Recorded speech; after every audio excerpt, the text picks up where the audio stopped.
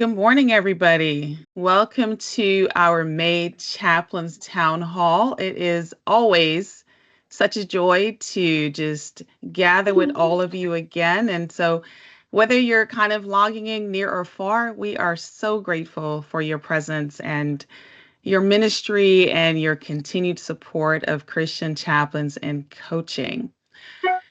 We have an exciting lineup this morning for you, and I'm going to turn it over in a little bit to our executive director, Jim Kirkland. But I want to share a few quick announcements and reminder for each of you. First of all, I just want to say thank you for your ongoing commitment and to the work of chaplaincy, to the people, places, and all of the sacred spaces where I know that God has placed you. You are doing meaningful work if nobody has ever said that to you or said it to you recently, and we are so honored to walk alongside you in it. We also want to ask you to continue to pray for our visionary leaders and the leadership for Christian chaplains and coaching as a whole. God is growing this ministry in beautiful ways and in more ways than we can even imagine. And so we want to ask you to just continue to lift us all up in prayer. And we want you to continue to be a good steward of not just what God has called you to, but also to this ministry. Our annual conference is coming up. It's right around the corner, so don't forget to register. We are looking forward to seeing each of you at the Cove. You will find all the details related to the conference on our website. The details are in the registration link. And if you are unable to attend, but just feel led by the Holy Spirit to sponsor somebody, please let us know. We certainly want to be a blessing to someone if you're unable to make it. So if you have any questions about that, please reach out and we'll be happy to kind of give you more information about that. With that also being said, I want to reiterate something that I brought up last month. And we mentioned that two of our wonderful chaplains, Lee and Pravina, will be traveling all the way from India to join us in person at the conference. They are still looking for additional ministry opportunities or accommodations just to be able to extend their stay beyond the conference. So if you or someone in your church might be able to support them in some way, let us know after the meeting, and we would be so grateful to you. The other thing I want to mention is we did add a membership directory to the website. And so if you are looking to connect, communicate, collaborate with fellow chaplains in your region or in your city, just kind of go to the website and then you'll see the membership directory. You do need to put in a password. So if you need that, reach out to us. We'll make sure you get it, but you should have that as one of our chaplains. CE hours, we get a lot of questions about this. And so, what I want to kind of remind you is that all the information about CE and tracking is on the website. But just so you know, you are responsible for tracking your own CE activities throughout the year.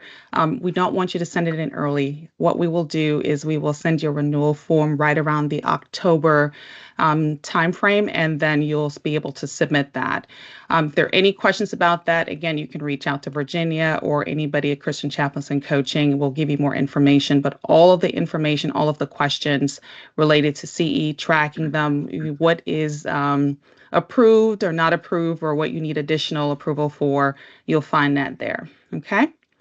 All right, I think that's pretty much it. And so, what I want to do right now is I want to kind of turn it over to our executive director, Chaplain Jim Kirkland, and he'll provide some updates. And then he's going to introduce our incredible speakers and panelists for our session this morning on DoD chaplaincy. Thank you, Angela. And good morning, everybody. It's so good to see all of you. We're really pleased to be endorsers for our chaplains who are ordained by Christian chaplains in coaching, our member chaplains. We love you, all of you, so much. So looking forward to seeing you in person at some point at one of our conferences. We love the relationships that we were able to build there. But we're an endorser for our chaplains to serve in positions in places like the Veterans Administration hospitals and Federal Bureau of Prisons, state prisons, hospice care, police departments, fire departments, sheriff's departments, county jails, I mean, it's just off the hook. All the places where our chaplains are serving in Mhm. ministry and even in community chaplaincy. But military chaplaincy is going to be our subject for today. We're getting quite a lot of interest from people that either know somebody that would like to go into the military as a chaplain or they themselves would like to do so. And so we thought, well, why not just get some of our military chaplains and our military chaplain endorser on the horn and we'll do a town hall on that subject, which is what we're doing today. And we are really very proud, honestly, to assist our chaplains in serving in the United States military. We're so proud of our chaplains that are doing that. But I discovered the hard way that it is a complicated process getting somebody up, through the Department of Defense and in. And I mean, I quickly got over my head. I was really wanting to help, but I just got over my head. And so we're so pleased to have a partnership with the National Association of Evangelicals Chaplain Commission. They've been endorsing military chaplains and placing candidates into the military for chaplaincy since the 1940s.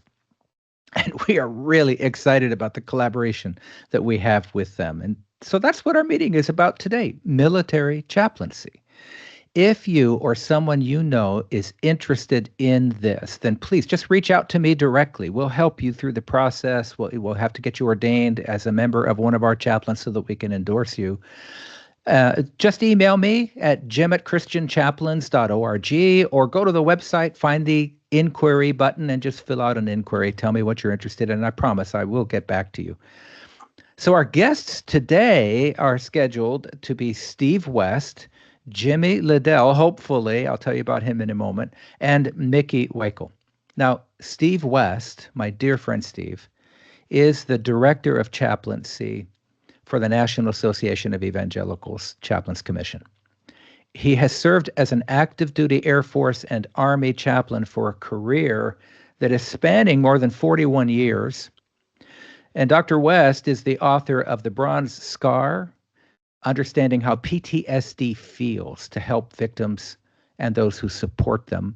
He's also the author of Beyond the Scar, Healing the Wounds of Trauma. And he's going to be speaking about post-traumatic stress disorder at our conference and how you as a chaplain or a spiritual care provider, maybe not an ordained chaplain, can effectively come alongside of somebody who's experiencing PTSD and know how to be effective at helping them. He'll be speaking in a workshop for us at our conference in November. I hope to see you all there. By the way, we have less than 15 rooms available now at the room. We're nearly completely sold out at the Billy Graham Training Center at the Cove in Asheville in November. So please go to the website, sign up for that, get your room reserved. Our second panel person, which has not yet been able to log in, is Chaplain Jimi Liddell. So I'll tell you about him, and hopefully he'll be able to get an internet connection. Jimi is one of our active duty chaplains. We're so proud that he's one of ours. After 28 years in the Marine Corps, Master Gunnery Sergeant Jimi Liddell became one of our chaplains, and with our endorsement and the assistance of Steve West, he was commissioned as a lieutenant junior grade in the United States Navy starting in July of 2024, stepping into a new role as an active duty Navy chaplain. Chaplain Liddell is deployed with the Littoral Battle Group, and he got sent out to sea earlier than we were expecting. So he not being able to log in yet because it doesn't look like he's going to be able to get an internet connection and be able to connect as one of our presenters. But we'll wait for him, and if he comes in, we'll add him to the panel. Chaplain Liddell, again, is deployed to the Littoral Battle Group, and we hope that his internet connection is going to work. Now, our third panel person is Chaplain Mickey Weikel. Mickey is a United States Marine. He's currently serving as a Navy chaplain with decades of ministry experience across clinical settings and pastoral settings. And let me bring him on the screen right now. He's on his phone logging in. He's a board-certified chaplain. He's also joining our team as a CPE supervisory educator candidate so that he will be teaching advanced chaplaincy and clinical pastoral education as one of our own excellent staff members to teach chaplaincy. So Steve, he's going to be a great addition to our CPE program, let's say. He brings strength and sensitivities to his teaching, and a great heart of a chaplain and pastoral presence to everything that he does. Now, Mickey, I understand that in going back and forth between you and Angela, that you used the words former Marine. And so she introduced you as a former Marine. And I said, Angela, don't do that. Because I had a communication where I actually referred to a Marine with a small case M, not a capital M. And I got called on the carpet, by Colonel Greg Fritsch for doing that. And then I referred to him as a former Marine because he's a retired Marine colonel, and he said, Jim, there's no such thing as a former Marine. We are all always Marines. And so I got kind of dressed down for doing that. And then you told Angela it's okay to call you a former Marine, and I'm not sure that's okay. But anyway, that's just part of the military culture. I'm trying to learn myself way around. Anyway, Mickey's going to open with the devotional and the kind that a military chaplain might actually do on a base, or in Jimmy's case, on a ship at sea with his sailors. Then we're going to allow him to continue on with leading a PowerPoint discussion. And during that discussion, we'll invite Steve and Jimmy, if he's able to log in, to participate in adding thoughts. So, Mickey, as you're doing your PowerPoint, just feel free to bring in Steve and let him address some points. And Steve, feel free to raise your hand and say, hey, let me add something on that, because we want this to be a kind of an interactive discussion. When the presentation is done, we'll enter into a time of Q&A. We'll leave about 10, 15 minutes at the end. So if you're participating and you have a question or some question comes to mind, then just go to the top of the screen and you'll see a button there that says Q&A. Just click on the Q&A, type your question in there. Our own Anne-Marie Forrest is monitoring those questions, and when we get to the Q&A, she'll read the questions out loud and then the panel can address them. So, Mickey, go ahead and start with your devotion, and then I'll bring your PowerPoint up when you're ready to get going with that. Well, thank you, sir, and thank you for everyone that's here today.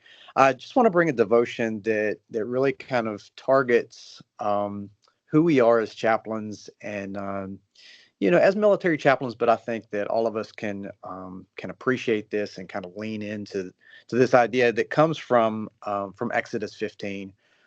In Exodus 15, God has delivered the nation of Israel from captivity from Egypt. They've crossed the Red Sea. God has destroyed the Pharaoh's army. There's no defense to bring them back, and Israel is experiencing freedom for the first time in many, many years. And so the leader, the commander of troops, if you will, Moses, stands up, and in 15:1, he leads the people in a song. And so in this leading, he proclaims a very doctrinally sound message about who God is, that the Lord is victor, that he's strength and salvation, and that he's deliverance and powerful and majestic, and he's faithful. Very doctrinally sound proclamation to the people, and it's prophetically clear. It takes who God is and says this is who God is for us today. And we need that. We need ministers of the gospel that can present and proclaim doctrinally sound messages that they can declare the gospel. We need ministers that are prophetically clear. They can take the gospel, they can take the scriptures, and they can help people understand where God is in their life.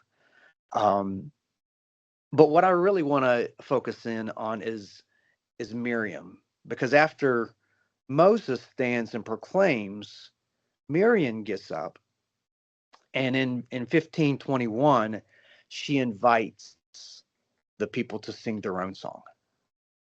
And I think that's what we as chaplains do. We invite people to sing their own song.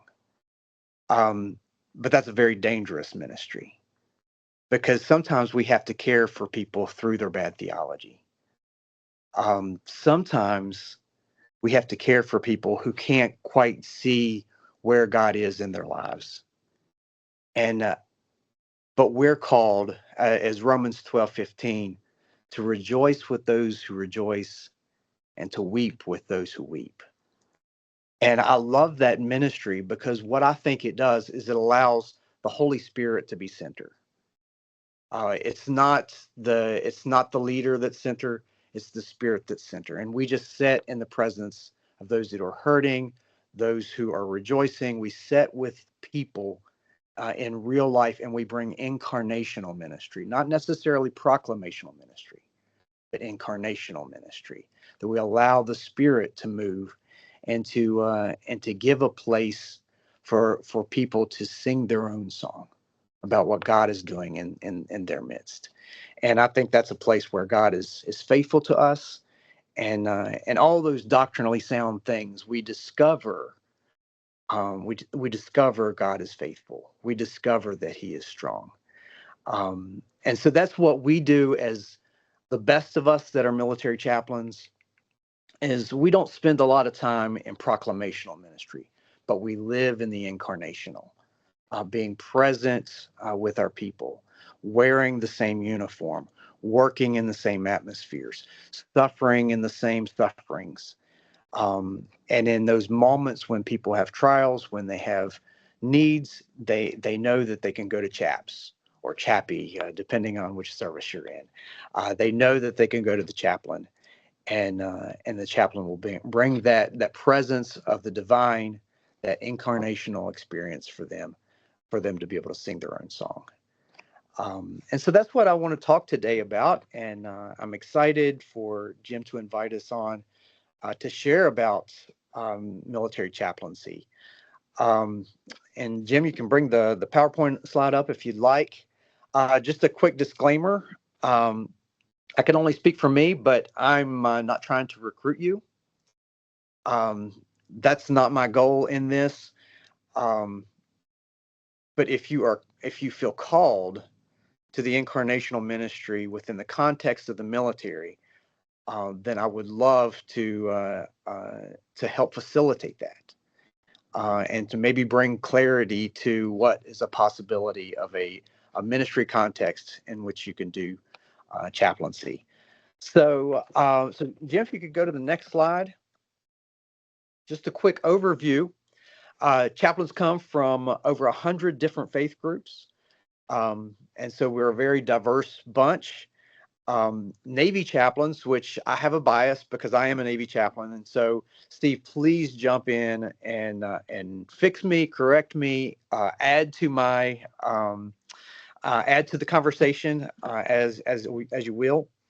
But Navy chaplains serve not only the Navy, but again, we serve the Marine Corps and also the Coast Guard. So we're a very diverse bunch within a very diverse setting.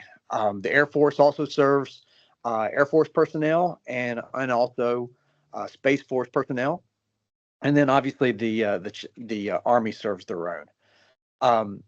At least for the Navy, we work off of four major competencies, right? Four core competencies that we identify with as all Navy chaplains, no matter what faith group you are and no matter what setting you're in.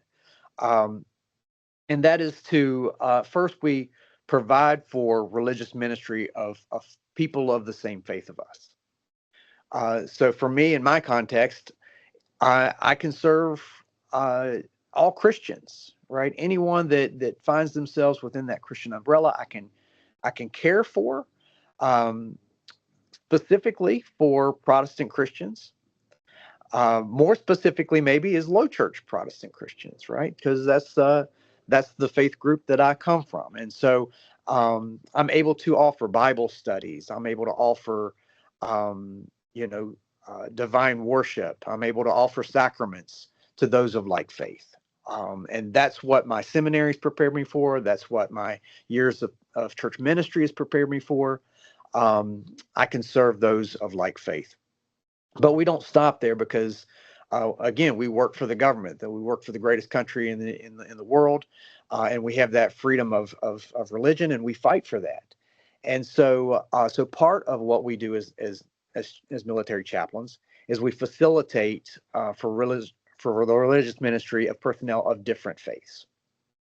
Now that becomes a difficult thing for people that believe strongly in their faith. For us, as we believe strongly in Jesus Christ as the way, the truth, the life, and no one comes to the Father except through Jesus. That can be a stumbling block for some to facilitate for religions in which we believe are false religions that lead people down a wrong path. Um, and so that, for me, that takes a different theology. It takes a theology of, again, trusting the Holy Spirit. But I facilitate for all faith with a smile on my face. I give a generous facilitation. I do the best that I can to facilitate for my Muslim Marines, for my Jewish sailors, for all different faith groups. I do it to the best of my ability with the love of Jesus in my heart. And the idea behind that for me is that I believe they're worshiping a false god, and so I believe there is an emptiness there.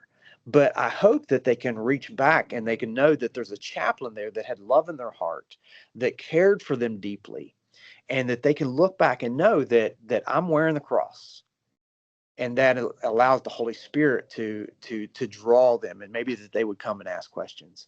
And so it is that opportunity of evangelical evangelism, even though I'm doing the most generous facilitation I can of other faiths. Steve, do you have anything to add with that? Yeah, I just wanted to interject here that one of the things within the military is that they many times don't even know your faith group. They don't know your background. I'm Southern Baptist, and most people didn't even realize it because we're there to facilitate the free exercise of religion, no matter who it is, whether that's provide or provide for. And that's something the Air Force would say. And since I was Air Force, that's the one I know. And so we provide care to those who are within our own Protestant faith traditions, but we provide for anyone, no matter what, even if that means referring. Chaplain is the most recognized organizational badge, which in our case is a cross, within the military. You walk into a building, on the flight line, on the deck, wherever it may be, and they know who you are immediately because they identify with that cross. And so it opens up the opportunity to minister to people who would never come to a local pastor at all. It is an amazing opportunity to be able to do exactly what we're hearing this morning as far as providing ourselves to be visible reminders of the holy. So I appreciate the opportunity to speak in and say that. Thank you, Steve. I'm going to take the slides off for a quick minute because it looks like we got a phantom guest coming in here. Jimmy, we did introduce you before you started in the hope that you'd be able to log in. So everybody already knows your name and where you're deployed. And I'm really happy you were able to get online. You can go ahead and unmute and tell us how you're doing and just say hey, and then we'll let Mickey get back to his presentation. Hey man, doing well.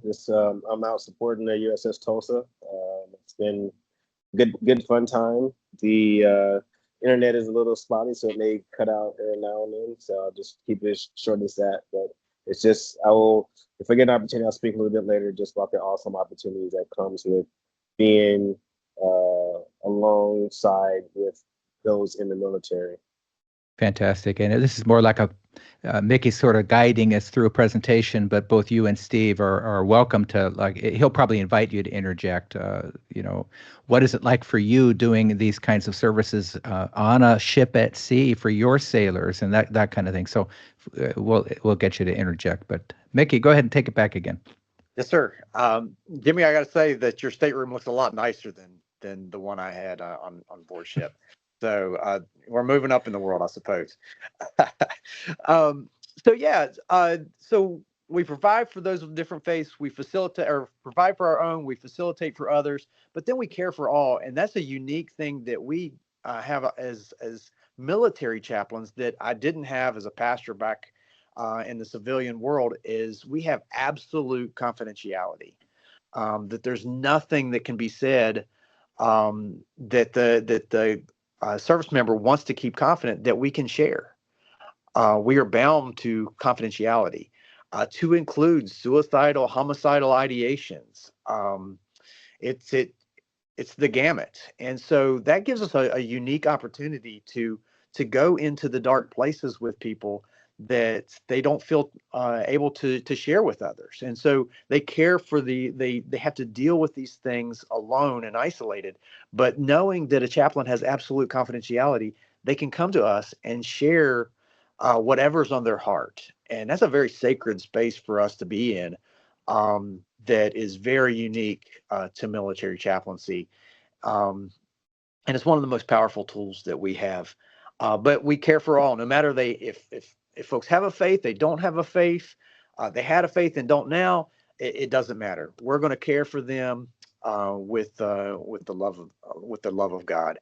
And then finally, we advise the command on ethical issues, on morality issues, on issues of unit morale, and uh, and that's a very powerful tool. We're staff officers, um, and so we are in the commanding officer's ear, and we have direct access to our commanding officer, and we can share the needs of his people or her people, and uniquely advise them on things that matter to the commander. And so it's a unique, again, a unique position to be in, um, as a Navy chaplain, as a military chaplain. So we go to the next slide, please. All right, so some guiding principles. One is that we're religious leaders, but we're also military officers. In the Navy, we traditionally have had our rank on our right side and our staff corps device, our cross, on our left side.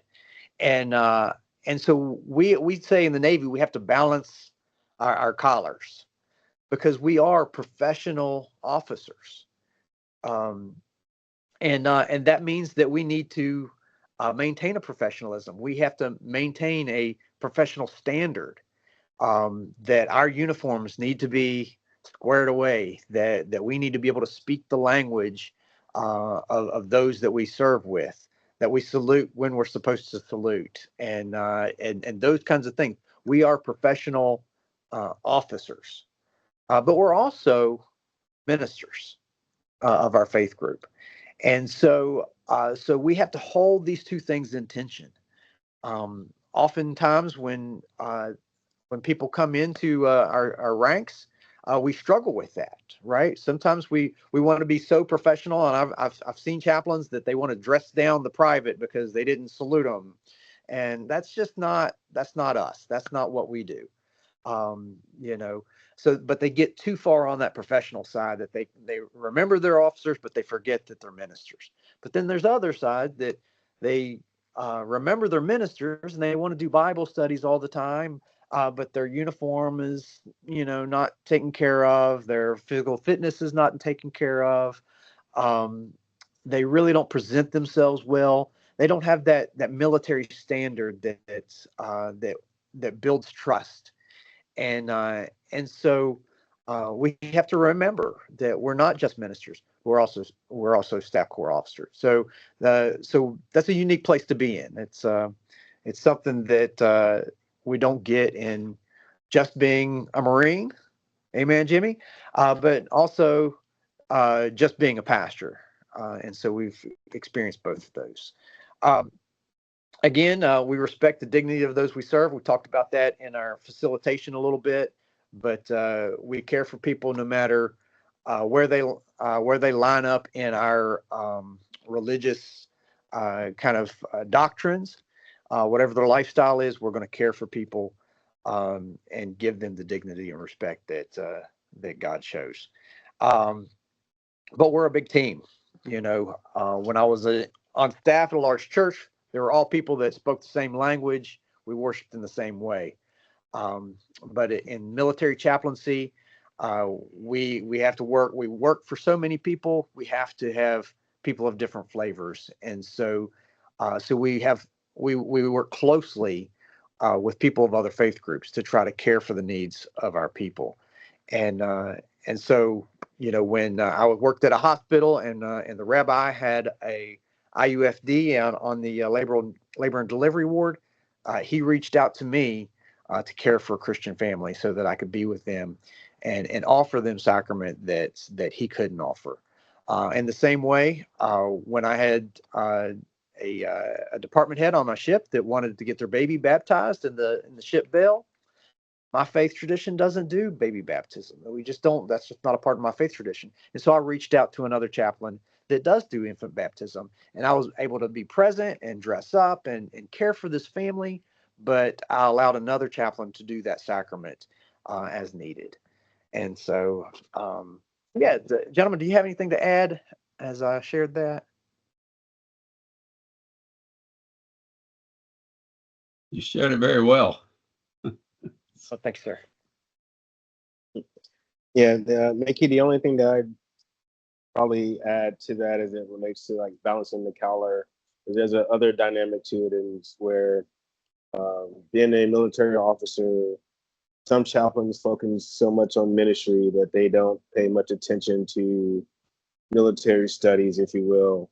And there is a benefit to having an understanding of military studies to be able to effectively kind of advise commanders and leaders on kind of risk as it relates to kind of morality, moral injuries, not just on the leaders, but also on the team and the impact it could have on the duration of, of the mission. Yes, sir. Yeah, and just to piggyback on what Jimmy's saying there, is that as a chaplain, if we neglect the study part, if we neglect understanding the military mindset, especially with those who are in the senior ranks, that know the strategies, that know the plans, that know the intent, if we don't understand that, we can't minister to them in the way that we should. It's easy for me inside Southern Baptist Church to minister to people who their whole thing is the religious side of it, the worship, the Bible studies, all these things. But there are a lot of people who aren't. The privilege that you have as a chaplain, and Mickey spoke to it a little bit a few minutes ago, the idea that we have privilege communication, that we have that opportunity to speak to people. People come to see the chaplain sometimes only because they're the only people they can talk to and know that there's not a record going to be made of it, and know that the courts can't have us say anything about what's told to us. So the privilege of touching people's lives. You want to talk about being able to touch people. I had more people come into my office and accept Jesus as Lord and Savior as a chaplain than I ever did as a local pastor. Because the only people that came to see you as a local pastor many times were your congregation. And if you were like me, some of them didn't want to come see me. So, this opportunity to be able to minister in a place, we are absolutely missionaries because we're able to go where no one else is to provide that presence, that lordship that we represent. That was excellent. I want to weigh in on a couple of things that come to my mind from what was mentioned, that Mickey and Jimmy both mentioned. One was on the idea of the military mindset that Jimmy brought in, and the second is on the idea of confidentiality. So do the confidentiality first. Generally speaking, all of our chaplains' code of conduct are taught that they're probably in most settings going to be a mandatory reporter. But that's depending on what the guiding rules are of your institution or your location or your state, or in this case, in the military. So the military makes confidentiality at a much deeper level than most of our chaplains who would be mandatory reporters. So make sure that you're clear on what your obligations are there, depending on what setting you're actually in. That's one thing I want to mention. The second thing is with regard to the military mindset that Jimmy brought in, which, war is hell, really. And in fact, this is Memorial Weekend. We're celebrating Memorial Day. We call it celebrating. My God. What we're remembering is people who have died in the service of our country.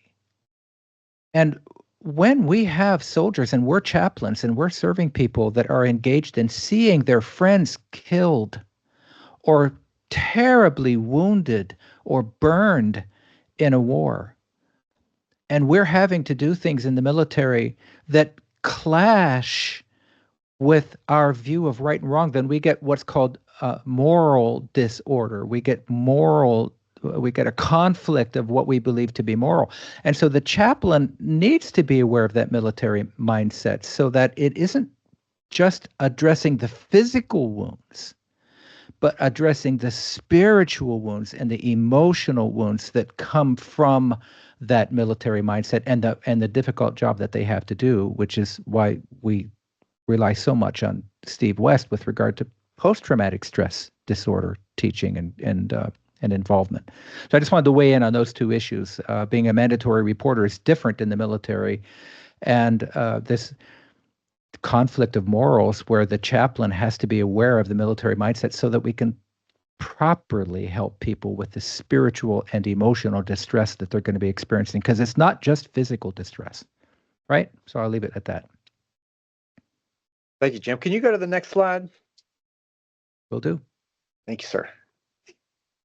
Yeah, so our responsibilities, really, our commanders depend on us to bring spiritual readiness to the troops. That's the way the Navy calls it. The Marine Corps calls it spiritual fitness. It's fitness, right? So the Marines are all about fitness, but spiritual fitness, and that comes from the Joint Chiefs down. They really care about the spiritual welfare of their people, and so that's incumbent upon us as staff corps officers to manage and care for the spiritual wellness of the troops. And so we do that again through worship services, through weddings, funerals, memorial services, hospital visitation with not only our troops, but the families of our troops, through lay leader training that allows us to facilitate other worship opportunities that we can't provide for ourselves, and then that obviously that good advisement. Anything else to add on that, gentlemen, before we go to the next slide? Okay, let's just go ahead and go to the next slide, please, sir. All right, so military chaplaincy versus civilian ministry.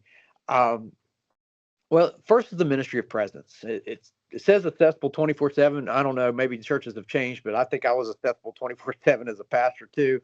So I don't know if that applies, but the fact is, oftentimes 24/7 means you're right next door. You're in the next tent over, or the next hooch over, or the next stateroom over. 24 hours a day, you're in the same place oftentimes. When we're deployed, we eat the same nasty MREs. We eat the same food. We wear the same uniforms.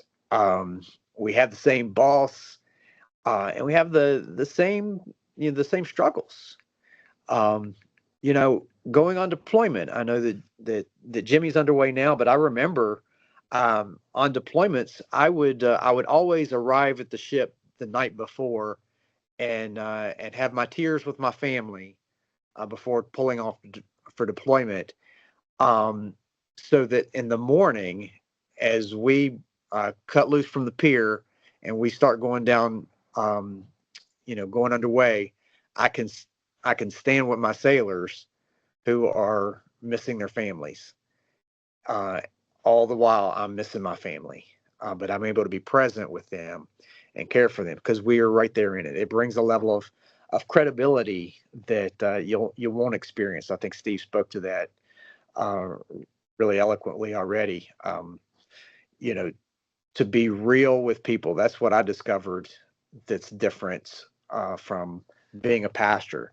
Being a pastor, we know our denomination, we all speak the same language, we all have our own, too blessed to be depressed, and blessed and highly favored, and we say all those things, but we say those things because that's what we think that our brothers and sisters want to hear.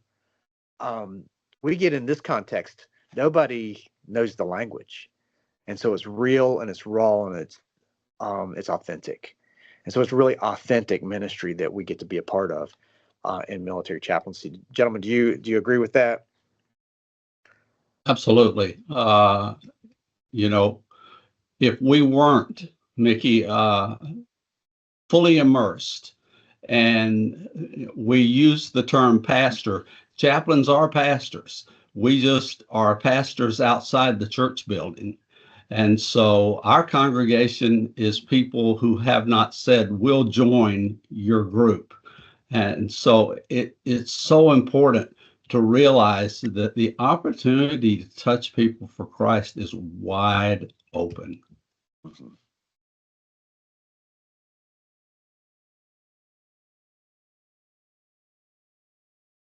Nope. Did we lose Jimmy? Looks like we might have lost him.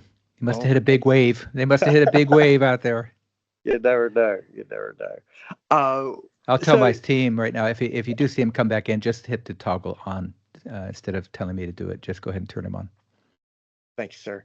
Yeah. So, the types of experiences that you get in military chaplaincy is so diverse, and we can speak to that a little bit more. But we're also non-combatants, and that's kind of unique. Is we're in this war-fighting machine, but we're not fighting wars. We are non-combatants to the point that our Navy, we have a Fleet Marine Force, designator pin. The standard one has cross rifles, but they take those out for the Navy, for the chaplain. We have a different pin just for chaplains because we don't even want to have a rifle on our uniform. So we are non-combatants. Therefore, we have chaplains assistants, or what the Navy calls RPs, religious program specialists. Their job is to be that enlisted wing, that enlisted part, to aid and to help the chaplain. But in combat, they are the bodyguard of the chaplain. They care for the physical welfare of the chaplain, and they are the ones that carry rifles and pistols and all those things in place of. So that's a very high calling to be a chaplain assistant or an RP. So we go to the next slide, please. So where we serve, again, this is kind of a little bit maybe Navy specific, but again, we serve on ships. We serve on military bases overseas, and here we serve in military treatment facilities and hospitals. The Navy has this thing called Credo, which is basically just chaplains that care for they get a budget and they do retreats, and they can do marriage retreats or just spiritual wellness retreats. But it's just it's a great opportunity for people to get away, be cared for, and to receive some good training on how to care for their marriage or how to be more resilient in their life. So those are all opportunities that the chaplains get to do. Again, Marine Corps, Coast Guard, Air Force, Space Force. Um, we've been all over the place. I got to things that I've gotten to do to highlight my career. I got to baptize 8 of my Marines 8 of my sailors in the Jordan. we were, when we were in Israel, chopping into Fifth Fleet, we were able to take tours, and I got to preach at all these historic places where Jesus preached, and I got to share the gospel with sailors that they really didn't even have an understanding of the gospel, never read the Bible, maybe never even gone to church, but I got to be right there where Jesus preached and share the gospel. What a unique opportunity! Um, at one point, I spent Christmas in Korea, about 18 clicks or 18 kilometers from the DMZ from North Korea, and celebrated Christmas with 500 uh, Republic of Korea Marines and U.S. Marines and sailors. And I had a translator. Obviously, I don't speak Korean, but I had a translator. He wasn't a believer, but he knew English, and so I was able to preach the gospel through a non-believer to his Christian fellow Marines. And what an opportunity to celebrate Jesus in that culturally diverse atmosphere on the other side of the world.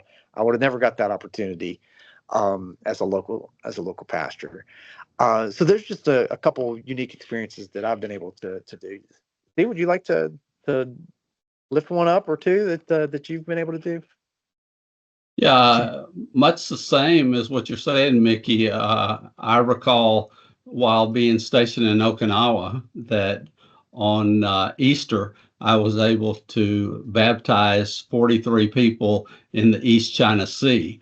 And so the opportunities there are just phenomenal. But the ministry, as has been spoken to a little bit already, in a deployment, especially in a war zone, you don't worry about people coming to your worship service because they will fill as many worship services as you have, because they make God a priority, because they know any day they could be in the last day of their life. And though we all can have that in our lives, for these people, it becomes real. So the opportunity to minister to people who are serious at that moment about, I better have things right with God, those opportunities are just amazing. And I know that all three of us could speak to a number of different things. And thankfully, Jimmy's back. Mm-hmm.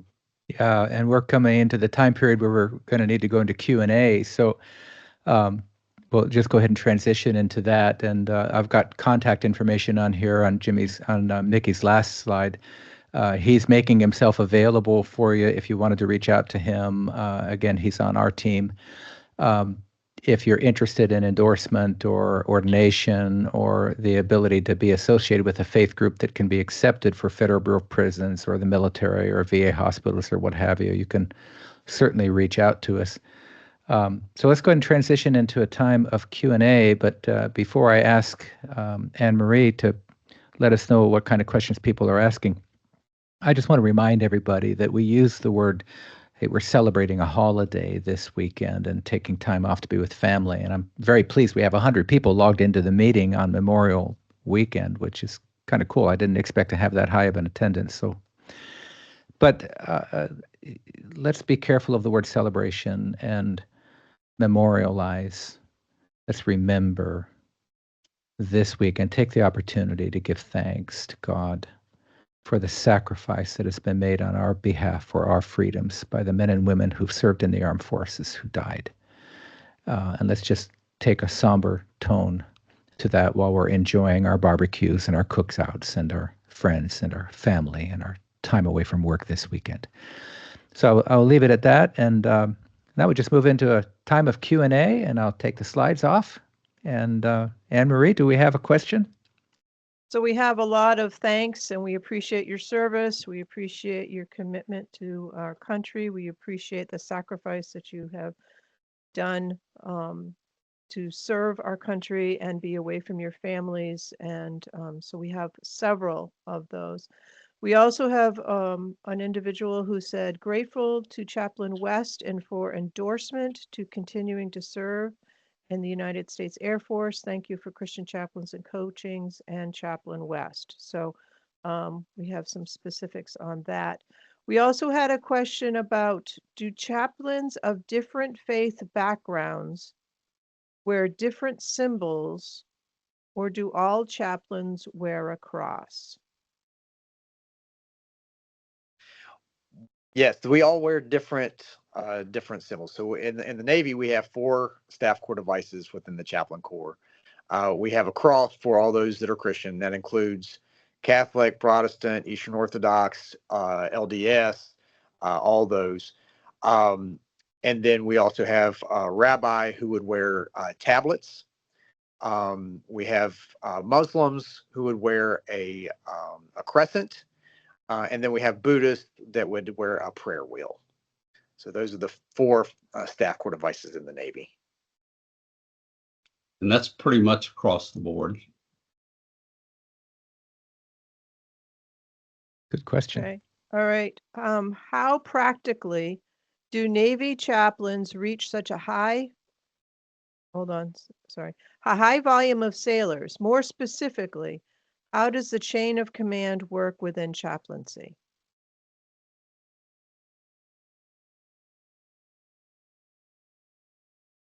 Well, I'm not a Navy chaplain. well, I can just speak to that the chain of command within chaplaincy. I work directly for the commanding officer. All chaplains work directly for our commanding officer. So we don't have necessarily a chain of command because we are a staff corps officer. We work within the command suite, and so we are an asset of the command. The only people that we lead as officers are our RPs or our chaplain assistants, but we would work with anyone and everyone within the command. So again, we gain our support from the CO, and so we gain our authority to do what we do from the commanding officer and from Navy and Department of Defense regulations. But yeah, so we can come right along anybody within. Really, I love the way the Brits do it. The chaplains are just chaplains. There is no rank, and so they just take on the rank of whoever they're with at the time. So if a private comes in, chaps is a private. If a general officer comes in, now they're a general. That's kind of how that works for the chaplain corps. I hope that answered your question. Maybe, gentlemen, if you could bring more clarity to it. Yeah, on the Air Force side, the chaplains, except for the installation, the wing chaplain, wherever it is, the head chaplain for the base, report to the wing chaplain. They do not report to the commander because in the Air Force, the parish, the church side of it is the foundational piece. And then each chaplain, of course, is assigned units and goes out and sees them and stuff. But we're not embedded pretty much in the units. You're in the chapel.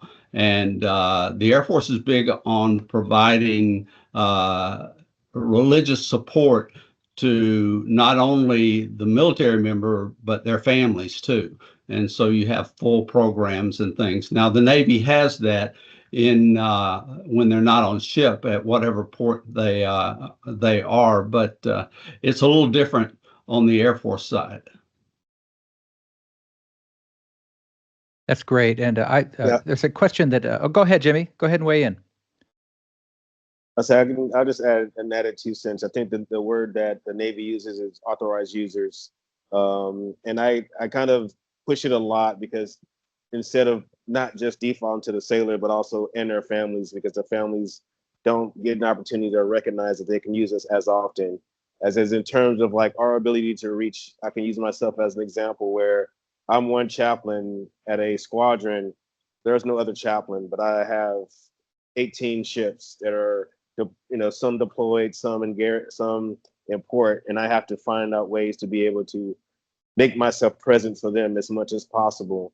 So there are opportunities just from a, ratio aspect to be able to reach a wider audience. And everyone recognizes a chaplain, whether they're in your command or not, if you're in uniform, because they'll see the device and people will come and talk to you if they need to talk. And that ministry of presence combined with that 100% confidentiality give us that ability to come alongside anyone that recognizes and knows who we are.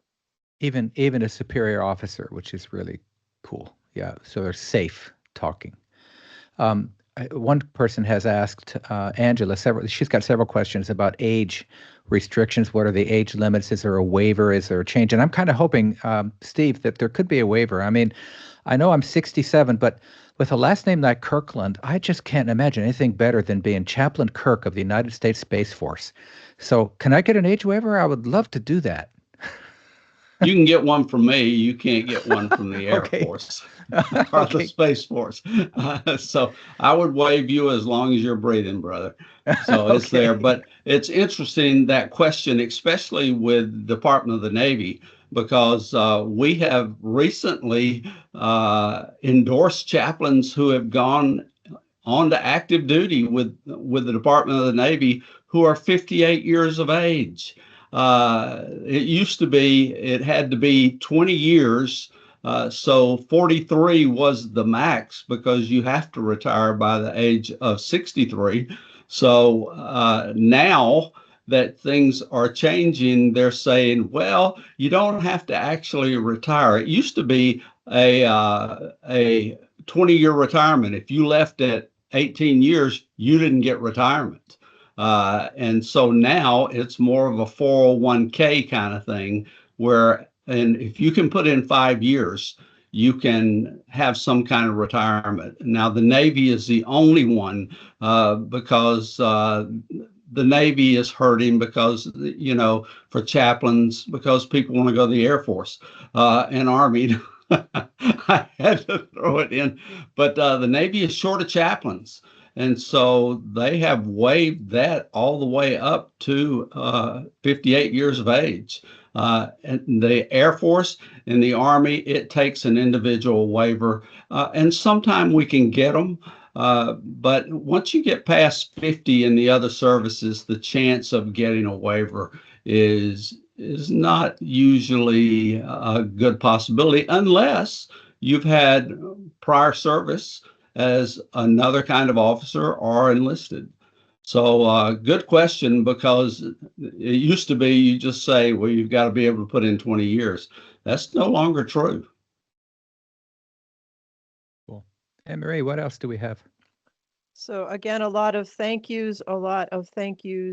Please pray for my son who is deployed. Please pray for my daughter who is serving. And we are coming down to the final minutes. And so questions are, how do we become endorsed within Christian chaplains and coaching?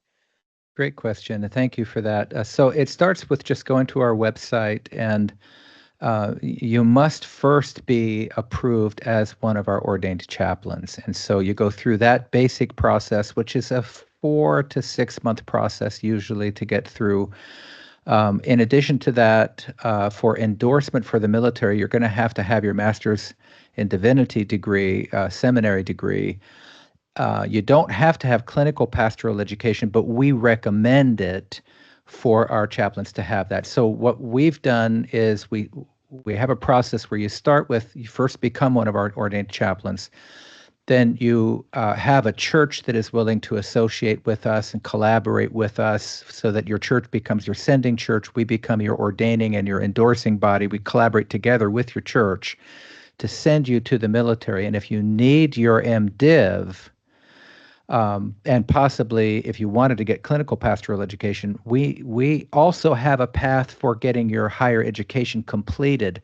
We've got now 8 or 10 seminary relationships where they've literally built an MDiv program, 72-hour or more master's in divinity, that's fully accredited MDiv degree, that will include our CPE program in that degree exclusively for up to 24 hours worth of credit towards that 72-hour master's in divinity. So you could possibly, with our help, combine your MDiv to include CPE. You're then eligible for board certification, but the military doesn't require CPE, and you can actually take CPE later on in the military.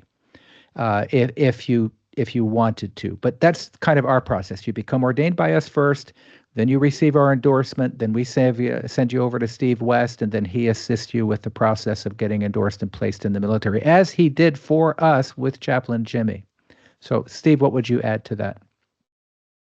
Yeah, I would just say that one thing in that is there is also in the military chaplain candidate programs where you can be commissioned and serve as a chaplain candidate while you are in seminary. So if you're enrolled in seminary and you want to do that, then talk to Jim and we can certainly put you in to the possibility of being a chaplain candidate. It also helps people to find out, is this really the direction I want to go without committing to a long-term actual chaplain contract or time in service. But yeah, that's an area where a lot of people don't even realize, but the military utilizes chaplain candidates. I was an Army chaplain candidate while I was in seminary.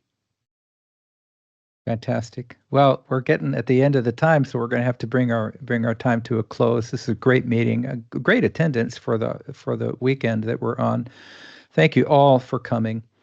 I'll just say that if you are interested, if you're not already one of our chaplains, just go to our website. You can read our membership requirements, expectations, what our beliefs are, what our code of conduct is. And remember that at Christian Chaplains and Coaching, our primary purpose for existing is to restore chaplaincy to biblical Christianity. We are first and foremost born-again believers in Jesus Christ. Regardless of where you serve as a chaplain, if you're one of ours, your mission is and will always be what Jesus says the mission is. It is never going to be what the world says it is. But we have to learn how to do that mission well in secular settings without forcing our faith unwanted on people. That's a unique heart that you need to develop and an ability that you have to have. So go to christianchaplains.org. That's christianchaplains.org, and you can learn more. God bless you all. Thank you so much for attending. I'll go ahead and end the meeting now.